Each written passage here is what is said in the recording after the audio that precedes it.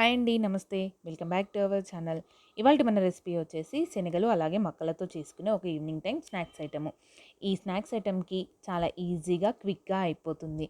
అలాగే చాలా టేస్టీగా, కారం కారంగా టేస్టీగా కూడా ఉంటుంది. వీటినే సుండలని, అలాగే గుడాలని కూడా అంటారు. ఏ పేరుతో పిలిచినా టేస్ట్ మాత్రం ఇలా చేసుకుంటే చాలా టేస్టీగా ఉంటాయి. ఇప్పుడు దీని ప్రాసెస్‌ని చూద్దాము. దీనికోసం మనకు ముందుగా కావాల్సినవి ఒక కప్పు మక్కలు, అలాగే ఒక కప్పు శనగలు. ఈ రెండిటిని ఓ 1 అవర్ పాటు నానబెట్టుకొని ఉడికించి రెడీగా పెట్టుకోవాలి. ఇవి మనకి త్వరగా ఉడకాలి అంటే ఖచ్చితంగా ఓ 1 అవర్ పాటు నానబెట్టాలి. అలా నానబెట్టి ఉడికించుకుంటేనే పర్ఫెక్ట్‌గా ఉడికిపోతాయి.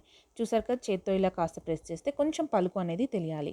అలా పలుకు అనేది తెలిస్తేనే టేస్ట్ అనేది చాలా బావుంటాయి. మరి ఓవర్‌గా కూడా కుక్ చేసుకోకూడదు. ఇలా చేసుకుంటే సరిపోతుంది. ఇప్పుడు వీటిని తాలింపు పెట్టుకుందాం. ఇప్పుడు దీనికి అడుగు మందంగా ఉన్న ఒక బాండీని తీసుకోవాలి. దీనికి ఖచ్చితంగా అడుగు మందంగా ఉన్నది మాత్రమే తీసుకోవాలి. ఇప్పుడు ఇందులోకి ఒక 4-5 స్పూన్స్ ఆయిల్ వేసి వేడి చేసుకోవాలి. ఆయిల్ వేడెక్కిన తర్వాత 1 స్పూన్ ఆవాలు, అలాగే 1 స్పూన్ జీలకర్రను కూడా వేసుకోవాలి. మీరు కారాన్ని బట్టి 5-6 వరకు పచ్చిమిర్చిలను వేసుకోవాల్సి ఉంటుంది.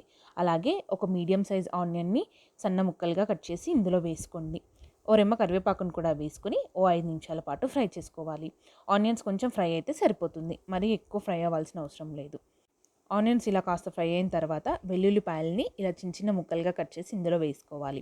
ఆయిల్‌లో ఫ్రై అయిన తర్వాత చాలా టేస్టీగా ఉంటాయి. ఇలా ఓ 2-3 నిమిషాల వరకి ఫ్రై అయిన తర్వాత కొంచెం సాల్ట్ వేసుకోండి. ఈ సాల్ట్ వేయడం వల్ల ఆనియన్స్‌కి అలాగే మిర్చీలకి కూడా సాల్ట్ పట్టి చాలా టేస్టీగా ఉంటాయి. సాల్ట్‌ని ఆనియన్‌కి సరిపోయేంత మాత్రమే వేసుకోవాలి.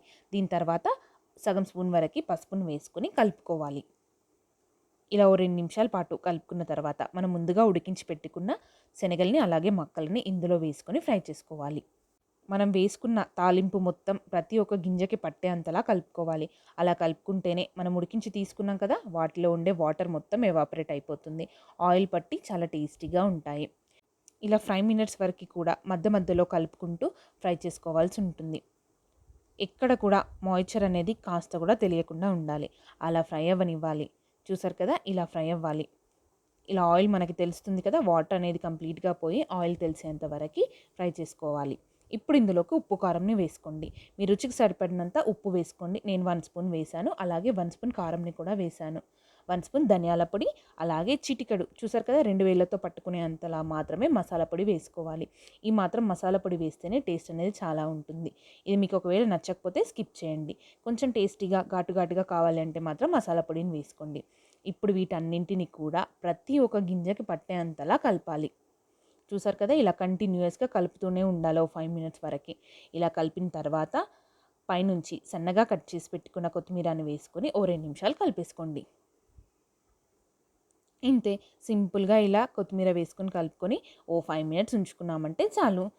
ఈ సొండల ప్రిపరేషన్ అనేది రెడీ అయిపోయింది. చూసారు కదా, పొడి పొడిగా ఎలా ఉన్నాయో. టేస్ట్ కూడా చాలా బావుంటాయి. మనం ఎక్కువసేపు ఫ్రై చేసుకుంటే అంత టేస్టీగా వస్తాయి. ఇంతే, సింపుల్‌గా వీటిని ఇప్పుడు సర్వింగ్ బౌల్‌లోకి తీసుకున్నామంటే వేడి వేడిగా స్నాక్స్ అనేది రెడీ అయిపోయింది.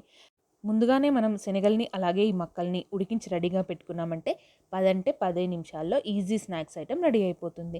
టేస్ట్‌కి అయితే చాలా బావుంటాయండి. తింటుంటే ఎన్ని తిన్నామో కూడా తెలియకుండా తినేస్తూనే ఉంటాము. ఇంతే, సింపుల్‌గా సొండల ప్రిపరేషన్ అనేది చూసారు కదా. ఈ వీడియో గనుక మీకు నచ్చినట్లయితే లైక్ చేయండి, షేర్ చేయండి. అలాగే మరిన్ని మంచి మంచి రెసిపీస్ కోసం అమ్మతో వంట ఛానల్‌ని తప్పకుండా సబ్స్క్రైబ్ చేయండి.